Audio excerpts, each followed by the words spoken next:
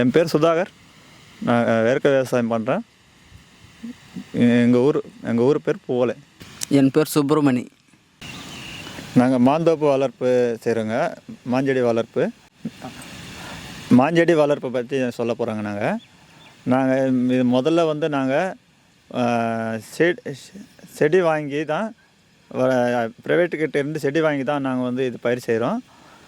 இது நம்மளுக்கு என்ன ரகம் வேணுமோ நிறையா ரகம் இருக்குது. அந்த ரகத்தில் நம்ம என்ன ரகம் வேணுமோ அந்த செடிங்க கிடைக்கும் நம்மளுக்கு. அந்த செடிங்க வாங்கி தான் நம்ம விவசாயம் செய்கிறோம். அது எப்படி பண்ணுறாங்க?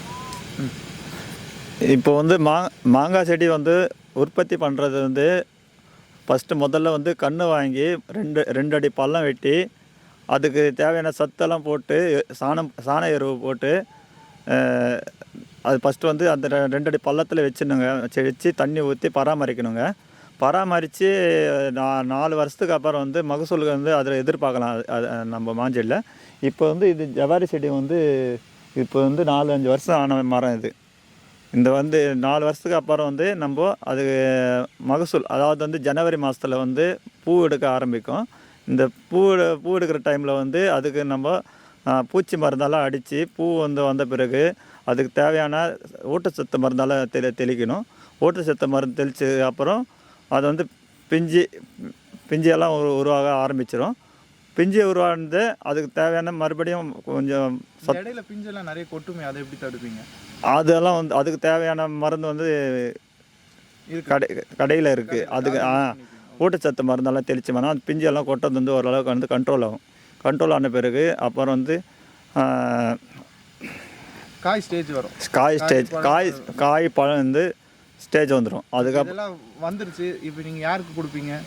அது இந்த காய் ஸ்டேஜ் வரத்துக்கு மினிமம் ஒரு 3 மாதம் ஆகும். இந்த 3 மாதத்துக்கு அப்புறம் நம்ம கஸ்டமர் நம்மளை நம்ம கஸ்டமருக்கு நம்ம டைரெக்டாக கொடுத்துடலாம். இது உங்களுக்கு இப்போது வெளிச்சந்தையில் கொடுக்கறதுக்கும் கஸ்டமருக்கு கொடுக்கறதுக்கும் உங்களுக்கு என்ன மகசூல் உங்களுக்கு கிடைக்குதா? உங்களுக்கு இது வெளிச்சந்தையில் கொடுத்தா நம்மளுக்கு லாபம் கிடைக்குங்க. கண்டிப்பாக கிடைக்கும். நம்மளுக்கு லாபம் கிடைக்கும். இப்போ நம்ம ஒரு மாங்காய் செடி வைக்கிறோம்னு வச்சுக்கோங்களேன், வாங்கிட்டு வைக்கிறோம். இது வச்ச பிற்பாடு நம்ம ஒரு 4 வருஷத்துக்கு அப்புறம் அந்த இடையில எவ்வளோ நாளுக்கு பார்க்கலாம்?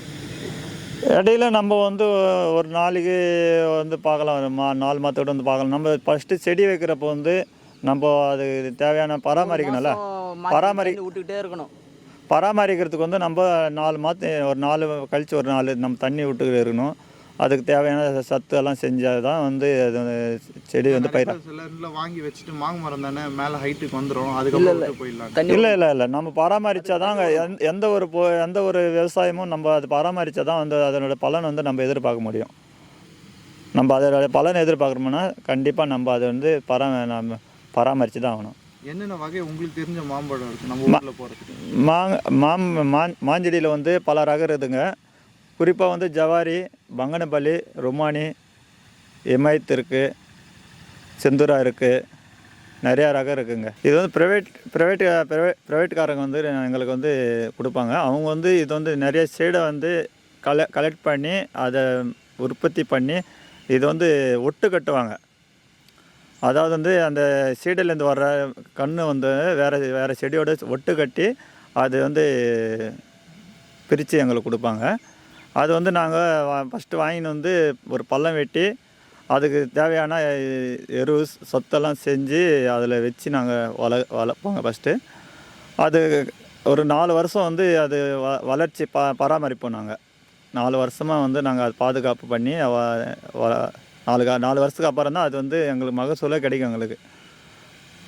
அது நீங்கள் இப்போ அதிகமாக விவசாயிங்க சீடு வாங்குறது எது அதிகமாக ஜவாரி, பங்கனப்பள்ளி வாங்குவாங்க. எமைத்தும் ஓரளவுக்கு நல்லா வாங்குவாங்க. இது எமைத்துன்றது கொஞ்சம் காஸ்ட்லியாக இருக்கும். நம்ம நீங்கள் நிறைய வைக்கிறதுனால இம்போர்ட் எக்ஸ்போர்ட் மாதிரி நிறைய பேர் வருவாங்க. கம்பெனி எக்ஸ்போர்ட் நிறையா பண்ணுவாங்க. இப்போ இந்த ஜூஸ் ஃபேக்ட்ரிக்கு நிறையா போவோம். அதே மாதிரி பழமாக இருந்தால் சென்னைக்கெல்லாம் சென்னை எக்ஸ்போர்ட் பண்ணுவோம். இங்கிறது நிறையா பேர் கஸ்டமர் லோக்கலில் இருக்கிறவங்க வாங்கிட்டு போவாங்க. இப்போ உங்களுக்கு நாங்கள் சென்னையிலேருந்து தொடர்பு கொண்டு உங்கள்கிட்ட நேரடி கொள்முதல் பண்ணுறோம் அப்படின்னாக்கா உங்களுக்கு நாங்கள் எப்படி அணுகிறது? அதுக்கான வழிமுறை என்ன? நீங்கள் நேரடியாக தோப்புக்கு வந்து வாங்கிக்கலாங்க நீங்கள்.